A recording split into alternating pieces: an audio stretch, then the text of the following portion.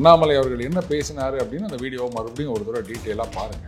அவர் என்ன சொல்லிக்கிறாரு பாருங்க, என்னை பொறுத்த வரைக்கும் பாஜக ஆட்சி, ஆனால் மேலிடத்துல இப்படி ஒரு முடிவு எடுத்துக்கிட்டாங்க, அதனால ஒரு கட்சியோடைய தொண்டனா நான் அதை ஒத்துக்கிட்டு நான் இருக்கேன், நான் பாட்டுங்க வேலையை செஞ்சேன், இவ்வளவுதான்.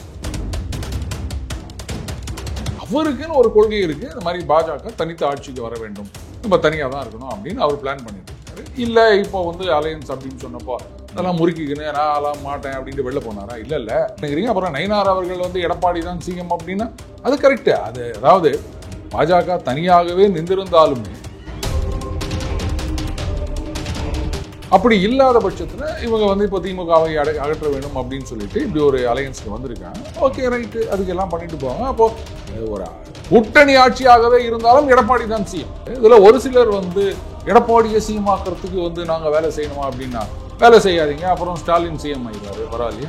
ஸோ அவர் கரெக்டாக தான் சொல்லியிருக்காரு, இது என்னுடைய பாலிசி, அவங்க ஒத்துக்கல, நான் ஒதுங்கி வேலை மட்டும் பார்த்துக்கிறேன் அப்படின்றாரு. கூட்டணி இன்ஆக்டிவா இருக்கு, கூட்டணி பலமா இல்லை அப்படின்னா நம்ம பேசுறோம். இவங்களுக்குள்ள அந்த ஒற்றுமை இருக்கா? அப்போ ஒத்துமை அப்படின்னு சொன்னா எப்படி காமிக்கணும் அப்படின்னு நினைக்கிறீங்க?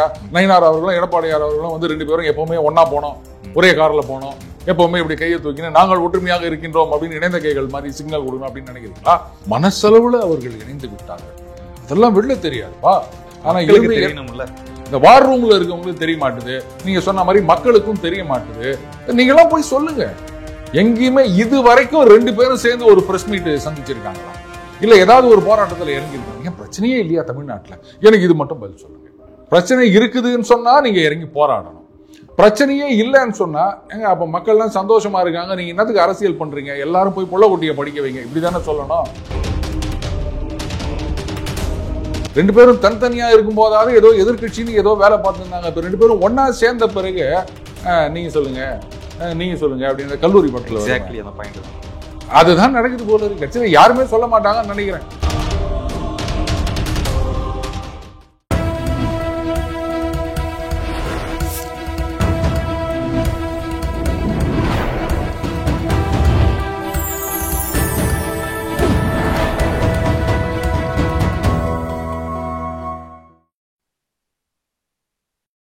சேனல் 5 தமிழர்களுக்கு வணக்கம். இன்றைய நேர்காணலில் நம்முடன் இணைந்திருப்பவர் தி டெய்லி பஞ்ச் அருண் அவர்கள். வணக்கம் சார். வணக்கம் நிரஞ்சன் சார். அண்ணாமலை அவர்கள் சொன்னது என்னன்னா 2026 பாஜகவின் ஆட்சி தான் அப்படிங்கிற மாதிரி சொன்னாரு. இந்த பக்கம் நயினார் நாகேந்திரன் அவர் சொன்னது என்னன்னா எடப்பாடி அவர்கள் தான் சிஎம் அப்படின்னாரு.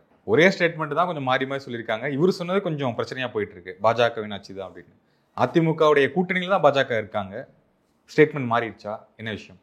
ஸ்டேட்மெண்ட்லாம் மாறல, ஆனா அதை பல பேர் தவறாக புரிந்து கொண்டிருக்கின்றார்கள், இல்ல வேணும்னே தவறாக சித்தரித்துக் கொண்டிருக்கின்றார்கள். இதுதான் மேட்ரு. அண்ணாமலை அவர்கள் என்ன பேசினாரு அப்படின்னு அந்த வீடியோ மறுபடியும் ஒரு தடவை டீட்டெயிலா பாருங்க. அவர் என்ன சொல்லிக்கிறாரு பாருங்க, என்னை பொறுத்த வரைக்கும் பாஜக ஆட்சி, ஆனா மேலிடத்துல இப்படி ஒரு முடிவு எடுத்துக்கிறாங்க, அதனால ஒரு கட்சியோடைய தொண்டனா நான் அதை ஒத்துக்கிட்டு நான் இருக்கேன், நான் பாட்டுங்க வேலையை செஞ்சுன்னுக்கிறேன், இவ்வளவுதான். அதுக்கப்புறம் அதை ஏதோ கேட்டப்போ அதெல்லாம் தலைவர் இருக்கார், நயினார் அவர்கள் இருக்கார், அவர்கிட்ட கேளுங்க, அவர் சொல்வாரு அப்படின்னு அவர் ஒதுங்கிட்டாருங்க. குடும்பத்தெல்லாம் பார்த்தீங்கன்னா ஒரு அண்ணங்காரன் இருப்பாரு, தங்கச்சி இந்த இடத்துல மாப்பிள்ளை பார்த்துக்கிறாங்க அப்படின்னு சொன்னா பிடிக்காது, பெரியவங்களாம் முடிவு பண்ணிடுவாங்க. சரி ரைட்டு, நீங்க பெரியவங்க முடிவு பண்ணிட்டீங்க, கல்யாணத்துல என்ன வேலை சொல்லுங்க நான் செய்யறேன் இப்படின்னு தான் சொல்லுவாங்க. அந்த மாதிரி தான் அவருக்குன்னு ஒரு கொள்கை இருக்கு, இந்த மாதிரி பாஜக தனித்த ஆட்சிக்கு வர வேண்டும், நம்ம தனியாக தான் இருக்கணும் அப்படின்னு அவர் பிளான் பண்ணிட்டு இருக்காரு. இல்லை இப்போ அலையன்ஸ் அப்படின்னு சொன்னப்போ அதெல்லாம் முறுக்கிக்கின்னு நான் எல்லாம் மாட்டேன் அப்படின்ட்டு வெளில போனாரா? இல்லை. ஒன்றும் கட்சியில தான் இருக்காரு, கட்சி தொண்டரா இருக்கார், நீங்க சொன்னதை செய்யறேன் அப்படின்னு பண்ணிட்டு இருக்கிறாருல. அப்புறம் அவரை போய் நீங்க கேள்வி கேட்டுக்கிறீங்க. அப்புறம் நயினார் அவர்கள் எடப்பாடி தான் சிஎம் அப்படின்னா அது கரெக்டு. அது அதாவது பாஜக தனியாகவே நின்றிருந்தாலுமே 26ல் ஆட்சியை பிடிக்கிறது அப்படின்றது ரொம்ப ரொம்ப கஷ்டமான ஒரு காரியமாக தான் இருந்திருக்கும். இது நம்ம அடிக்கடி சொல்லிட்டு இருக்கோம். 31 தான் அவர்களுடைய டார்கெட்டா இருக்க வேண்டும், அன்லெஸ் சம்திங் டிராஸ்டிக் ஹேப்பன்ஸ். அது என்ன அப்படின்லாம் என்ன கேட்காதீங்க. ஸோ அப்படி இல்லாத பட்சத்தில் இவங்க இப்போ திமுகவை அகற்ற வேண்டும் அப்படின்னு சொல்லிட்டு இப்படி ஒரு அலையன்ஸ்க்கு வந்திருக்காங்க. ஓகே ரைட்டு, அதுக்கெல்லாம் பண்ணிட்டு போவாங்க. அப்போ ஒரு கூட்டணி ஆட்சியாகவே இருந்தாலும் எடப்பாடி தான் சிஎம், அதுல எந்த சந்தேகமும் கிடையாது. நாங்க இல்லை பாஜக யார் அதிகம் ஜெயிக்கிறாங்களோ இவங்க தான் எண்ணம், அதுதான் முக்கியம். இல்ல எண்ணம் முக்கியம், எண்ணிக்கை முக்கியம் எல்லாம் நயினார் அவர்களே சொல்லிட்டாரு. அதுக்கப்புறம் யார் ஜெயிக்கிறாங்க இல்ல அப்புறம் பாத்துக்கலாம் அப்படின்லாம் சொல்ல முடியாது. ஸோ எடப்பாடி தான் சிஎம், அதுல சந்தேகம் கிடையாது. இதுல ஒரு சிலர் எடப்பாடியை சிஎம் ஆக்கிறதுக்கு நாங்க வேலை செய்யணுமா அப்படின்னா வேலை செய்யாதீங்க, அப்புறம் ஸ்டாலின் சிஎம் ஆயிடுவாரு, பரவாயில்லையா? 2 சாய்ஸ் தான். 26 உங்களால பாஜக சிஎம் கொண்டு வந்து உட்கார வைக்க முடியாது. அப்ப அடுத்த சாய்ஸ் என்னன்றது பார்க்கணுமா இல்லையா? அதை விட்டுட்டு இவருக்காகலாம் நாங்க வேலை செய்ய முடியாதுன்னா அப்ப அவருக்காக வேலை செய்யலைன்னா அவருக்கு சான்ஸ். இவ்வளவுதானே. அப்புறம் எதுக்கு கூட்டணி? அதுதான் நான் சொல்றேன். கூட்டணி அப்படின்னும் போது 31 நோக்கியான பயணமா தான் அது இருக்கணும். ஸோ அவர் கரெக்டாக தான் சொல்லியிருக்காரு, இது என்னுடைய பாலிசி, அவங்க ஒத்துக்கல, நான் ஒதுங்கி வேலை மட்டும் பார்த்துக்கிறேன் அப்படின்றாரு. ஸோ சில பேர் தான் வந்து இதை ட்விஸ்ட் பண்ணிக்கின்னு அண்ணாமலை இப்படி சொல்லிட்டார், கட்சியில் குழப்பத்தை உண்டாக்குறார் அப்படின்னு எல்லாம் பண்ணின்னுக்கிறாங்க. ஆக்சுவலி இவரை தலைவராக இருந்து நீக்கினதுக்கு இவரை தலைவராக போடணும், இவங்களுக்குள்ள ஒரு அதிமுக பாஜகக்குள்ள ஒரு நல்ல ரேப்போ மெயின்டைன் ஆகணும், நயினாருக்கும் ஐபிஎஸ்க்கும் நல்ல ஒரு ரேப்பை மெயின்டைன் ஆச்சுன்னா ஒரு கூட்டணி வலுவாக இருக்கும் அப்படிங்கிற கணக்கில் தான் எல்லாமே பண்ணியிருக்காங்க. நம்ம முன்னாடி பேசியிருக்கோம். அப்படிங்கிற பட்சத்தில் இவங்களுக்குள்ள அந்த ரேப்போ கரெக்டாக இருக்கா? அதுவே சந்தேகமாக இருக்கே. கூட்டணி இன்ஆக்டிவாக இருக்குது, கூட்டணி பலமாக இல்லை அப்படின்லாம் நம்ம பேசுகிறோம். இவங்களுக்குள்ள அந்த ஒற்றுமை இருக்கா? என்ன நடக்குது அப்படின்னு நமக்கு தோணுது பார்க்கும்போது. இல்லை, நான் இப்படி தான் கேட்கணும். திருப்பி நம்ம இதை சொன்னோம் அப்படின்னா பத்தியா இவன் வந்து கூட்டணியை உடைக்கிறதுக்காகவே வரான் அப்படின்லாம் சில பேர் சொல்லுவாங்க. அப்போ என்னப்பா கூட்டணி ஒற்றுமையாக இருக்கிறது அப்படின்னு சொன்னால் 2 பேரும் எங்கே பார்த்தாலும் மேடையில் இப்படி கையை தூக்கின்னு அந்த கூட்டணி இல்லை அவங்களுக்கு எல்லாத்துக்குள்ளே ஒற்றுமை இருக்கான்னு கேட்குறேன். இல்லை அதுதான் சொல்கிறேன். அப்போ ஒத்துமை அப்படின்னு சொன்னால் எப்படி காமிக்கணும் அப்படின்னு நினைக்கிறீங்க? நயினார் அவர்களும் எடப்பாடியார் அவர்களும் வந்து 2 பேரும் எப்போவுமே ஒன்றா போனோம், ஒரே காரில் போனோம், எப்போவுமே இப்படி கையை தூக்கின்னு நாங்கள் ஒற்றுமையாக இருக்கின்றோம் அப்படின்னு இணைந்த கைகள் மாதிரி சிக்னல் கொடுக்கணும் அப்படின்னு நினைக்கிறீங்களா? மனசளவில் அவர்கள் இணைந்து விட்டார்கள். அதெல்லாம் வெளில தெரியாதுப்பா. அவங்க ரொம்ப இணக்கமாக இருக்கின்றார்கள். ஆனா தெரியணும்ல, அது என்ன கேட்காதீங்க, அது கட்சி தொண்டர்களுக்கு தெரிகின்றது. இந்த வார் ரூம்ல இருக்கவங்களுக்கு தெரிய மாட்டுது, நீங்க சொன்ன மாதிரி மக்களுக்கும் தெரிய மாட்டுது. நீங்களாம் போய் சொல்லுங்க, இதுதான் எங்களுக்கு தலையெழுத்து அப்படின்னு கேட்குறீங்களா? அதுவும் கரெக்டான விஷயம் தான். அது கட்சி ஹேஸ் டு கன்வே. நாமளா சொல்லிட்டு இருக்க முடியும் அவங்க இணக்கமாக இருக்கிறார்கள் அப்படின்னு பார்க்குற ஜனங்களுக்கு தெரியணும். இப்போ நீங்களே கேட்குறீங்க மக்களுக்கு தெரியணுமே அப்படின்னு. இப்போ தெரியலன்னா அது யாரோட தப்பு சொன்னீங்கன்னா அப்புறம் உங்களையும் வந்து ஏதாவது சொல்லுவாங்க. எதுக்கு தேவையில்லாம இதெல்லாம்? இல்லை, இவங்க ஒரு போராட்டம் வைக்கிறாங்க, மாநாடு வைக்கிறாங்க, அப்படிங்கும்போது கூட்டணியில் இருக்காங்க அப்படிங்கிற பட்சத்தில் ஒரு கலந்துக்கிட்டாதானே அந்த ஒரு ரேப்போ இருக்கும். இதெல்லாம் பேசிக்காக இருக்கே அப்படின்னு மக்களுடைய விமர்சனம் தான் நான் கேட்குறேன். அதாவதுங்க, மே 5ஆம் தேதியா அந்த பஹல்காம் தாக்குதலை எதிர்த்து ஒரு போராட்டமோ ஏதோ பொதுக்கூட்டமோ ஏதோ ஒன்று அறிவிச்சார் நயினார் அவர்கள். எடப்பாடியார் கலந்துக்கினாரா? சரி, இப்போ வந்து இந்த முருகன் மாநாடு மதுரையில், இதுக்கு எல்லாரும் கலந்துக்கணும் அப்படின்றாங்க. எடப்பாடியார் கலந்துப்பாரா? அப்புறம் என்னங்க, அப்புறம் வந்து கூட்டணி கேட்டா இதெல்லாம் கேட்டோம்னா நீ கூட்டணியில் குண்டு வைக்கிற அப்படின்பாங்க. எங்கேயுமே இது வரைக்கும் 2 பேரும் சேர்ந்து ஒரு பிரஸ் மீட் சந்திச்சிருக்காங்களா? இல்லை ஏதாவது ஒரு போராட்டத்தில் இறங்கியிருக்காங்க? ஏன் பிரச்சனையே இல்லையா தமிழ்நாட்டில்? எனக்கு இது மட்டும் பதில் சொல்லுங்க. இருக்கு சார், பிரச்சனை இருக்குதுன்னு சொன்னா நீங்க இறங்கி போராடணும். பிரச்சனையே இல்லைன்னு சொன்னா எங்க அப்ப மக்கள்லாம் சந்தோஷமா இருக்காங்க, நீங்க என்னத்துக்கு அரசியல் பண்றீங்க, எல்லாரும் போய் புள்ளக்குட்டியை படிக்க வைங்க, இப்படிதானே சொல்லணும். அப்ப எந்த நிலைப்பாடுல அவங்க இருக்காங்கன்றதையாவது சொல்லுங்க. ஒண்ணுமே புரியலங்க.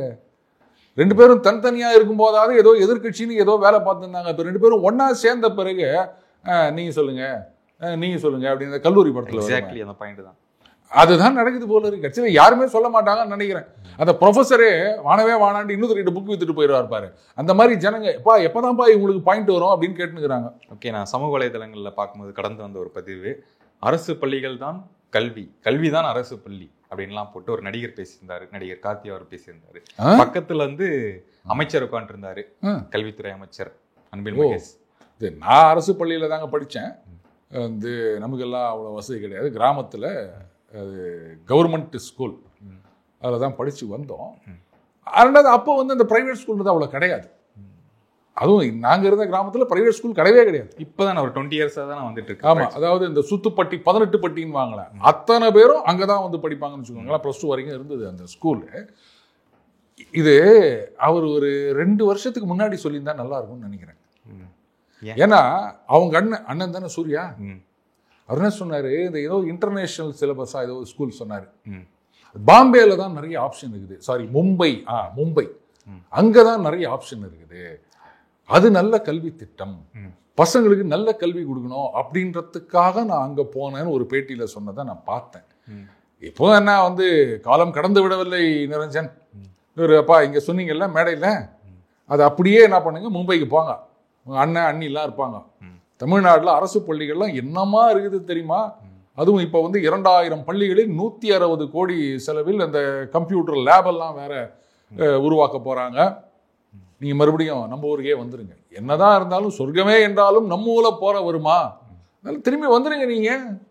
இல்ல அவரு ஒரு இன்டர்நேஷனல் ஸ்டாண்டர்டா அவர் படிக்க போறாங்கிற மாதிரி அவங்க அந்த போக்குல ஏங்க தமிழ்நாடு வந்து இன்டர்நேஷனல் ஸ்டாண்டர்டா இருக்குன்னு சொல்லி நிக்கிறோம், உலக தரமா இருக்குது நம்ம கல்வின்னு சொல்லி நிக்கிறாரு இவரு. அப்புறம் வந்து நான் எனக்கு இது மட்டும் பதில் சொல்லுங்க, தமிழ்நாடு பள்ளியுடைய கல்வித்தரம் அதை விட மும்பையில் அதிகமா இருக்குதா? Hypothetical question. ஹைப்போதெட்டிக்கல்லாம் இல்ல, அதுக்கு தானே நீங்க அங்க போனீங்க. சரி, அதே சிலபஸ் ஸ்கூல் தமிழ்நாட்டில் இல்லையா, மெட்ராஸ்ல இல்லையா? ஏன் மும்பைக்கு போறீங்க? அந்த சிலபஸ் மெட்ராஸ்ல இருக்குல்ல, ஏன் இதை விட்டுட்டு அங்க போனோம்? அப்ப தமிழகத்தை விட உங்களுக்கு வந்து அதுதான் நல்லதா தெரியுது. ஆனா படம் எடுத்து நடிக்கணும், சில்லறையை சதற விடுறது நாங்க. ஓகே, இன்னொரு கேள்வி என்னன்னா, இந்த ரெட்ரோ, தக் லைஃப், இப்போ ரீசெண்டாக ரிலீஸ் ஆன படங்கள் எல்லாத்தையுமே பிளான் பண்ணி கொஞ்சம் முடக்குறாங்க, படம் நல்லா இல்லைன்னு ஒரு விமர்சனம் பரப்புறாங்கலாம் வருது. ஒருத்தர் சொன்னாரு, உண்மையா அது? அப்படியா? ஓ, பிளான் பண்ணி முடக்குறாங்கன்னா ஒரு 4 பேர் வந்து சரி, ஒரு 40 பேர் சோஷியல் மீடியாவில் ரிவ்யூ பண்ணுறதோ, இல்லை வந்து இது மாதிரி வந்து படம் பார்த்துட்டு வெளில வரவங்க கிட்ட அப்படி மைக்க நீட்டி கேட்டு அவங்க வந்து ஐயா குப்பங்க அப்படின்னு சொல்கிறதுனாலையோ படம் ஊற்றிக்கும் அப்படின்னா இது வந்து அரசியல்னு சொல்கிறாங்க. ஒன்று வந்து அந்த இன்ஃப்ளூயன்சர்ஸ் அண்டு சோஷியல் மீடியா, இது நடுவில் வந்து தமிழ் சினிமா உலகத்தில் ஒரு கோரிக்கை வச்சுருந்தாங்க, 3 நாளைக்கு வந்து இந்த மாதிரி யாரும் மைக்கத்துன்னு வந்து கேள்வி கேட்கறதுக்கு அலோவ் பண்ணக்கூடாது, விமர்சனம் போடக்கூடாது அப்படின்லாம் வச்சுருந்தாங்க.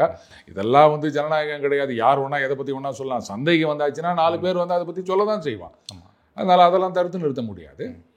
இப்போது அரசியல் காரணங்களுக்காக இந்த மாதிரி பண்ணுறாங்க அப்படின்னு சொன்னால், அதுவும் இவங்க நானும் பார்த்தேன், அது வந்து ரைட் விங்கர்ஸ் இந்த மாதிரி பண்ணுறாங்க, பாஜக ஆதரவாளர்கள் அப்படின்னு. இன்னும் பாஜக ஆதரவாளர்கள் தமிழகத்தில் 80% வந்துட்டாங்களா? என்னங்க பேசுறீங்க நீங்க? ஒன்றும் நோட்டாவுக்கு கீழே போட்டி போடுகிற கட்சி பாஜக அப்படின்னு தானே சொல்லி நிற்கிறீங்க. அப்போ என்ன மிஞ்சி போனால் 2%, 3% இருப்பாங்களா தமிழகத்தில் பாஜகவின்னு? மீதி 97%. சொல்லப்போனால் பாஜக எதிர்க்குது அப்படின்னும் போது அவங்கெல்லாம் ஓடி வந்து பார்க்கணுமா இல்லையா? மெர்சல் படத்தை எடுத்துக்கங்க, பெரிய பிரச்சனை ஆச்சு அந்த ஜிஎஸ்டி. இவங்க சொன்னாங்க இதுவே எங்களுக்கு விளம்பரம் அப்படின்னாங்க. அதுக்கப்புறம் பார்த்தாங்க ஐயா இனிமேல் எந்த படத்தையும் நம்ம எதுவுமே சொல்லக்கூடாதுன்னு ஒதுக்கிட்டாங்க பாஜக. ஒருவேளை பாஜக எதிர்த்தாதான் அந்த படம் ஓடுமோ, இல்லாட்டா அது ஊத்திக்குமோ என்ன சொல்லுங்க? திட்டமிட்டு வந்து படத்தை இது மாதிரி பண்றாங்க அப்படின்னா, ஏங்க படம் பார்க்குற ஜனங்க அவங்க முடிவு பண்ணணும் நல்லா இருக்குதா இல்லையா அப்படின்னு. நல்ல படம் எடுத்தா ஓட போகுது, நல்லா இல்லைன்னா வீட்டுக்குள்ள போகும். இல்லை இந்த கமல், சூர்யா இந்த நடிகர்களுக்காக ஒரு பிரச்சனை இதை கிளம்புதா ஏதாச்சும் இருக்கா? அதாவதுங்க, நீங்க வந்து இதே சூர்யா அவர்கள் கருத்து சொல்லிட்டு இருந்த காலமும் உண்டு. அந்த அளவுக்கு பெருசா கருத்து இல்லை. நல்ல படங்கள் எடுத்தா ஓடத்தான் செய்யுது. அது வந்து யாரா இருந்தாலும் நம்ம ஏத்துக்க போறோம். இப்போ கருத்து சொல்றவங்களே கூட சமீபத்தில் படத்துல நடிச்சிருக்காங்க, அந்த படங்கள்லாம் வெற்றி பெற்று இருக்கின்றது அப்படின்றதையும் நம்ம பார்க்குறோம். படம் நல்லா இருக்கணும், பேசிக்கலி இதுதான் முக்கியம். நாங்கள் வந்து இந்த மாதிரி கருத்துக்கள் மட்டும்தான் சொல்லுவோம், நீ வந்து மாற்று கருத்து இருக்கவங்க சொல்லக்கூடாது அப்படின்னு அந்த படத்தை நீங்கள் ஓடக்கூடாது, அது வந்து சரியில்லை அப்படின்னு சொல்கிறதுக்கும் சில பேர் இருக்காங்கல்ல. அப்போ அதுக்கு என்ன பதில் சொல்லுவீங்க நீங்கள்? அப்போது அரசியல் காரணங்களால் இந்த படம் ஓடலை அப்படின்னு சொன்னால் அப்போ உங்களுடைய ஆதரவு இங்கே குறைஞ்சி போச்சுன்னு அர்த்தம். ஒழுங்காக படம் எடுங்க, கருத்து சொல்கிறேன், சித்தாந்தத்தை சொல்கிறேன் அப்படின்ட்டு ஏன் எங்களை போட்டு புறாண்டி வைக்கிறீங்க? நாங்கள் எதுக்கு படம் பார்க்க போகிறோம்? வீட்டில் தான் வந்து 1008 தொல்லை இருக்குது, வேலையில் போனால் தொல்லை இருக்குது, வந்து வெளில போனால் தொல்லை இருக்குது அப்படின்னு ஏதோ ஒரு 2 மணி நேரம் அப்படி ஜாலியாக உக்காந்துட்டு போகலாமா அப்படின்னு வந்தால் இங்கே உக்காந்து சித்தாந்தம் வேதாந்தம் அப்படின்னு புறாண்டி ரத்தம் வர வச்சிங்கன்னா அவன் பின்னங்கால் படவில்லை படம் ஓடினுக்கிறாங்க. படத்தை படமாக எடுங்க, எங்களுக்கு நீங்கள் அப்புறம் அட்வைஸ் பண்ணலாம் படத்தை படமாக பாருங்க அப்படின்னு.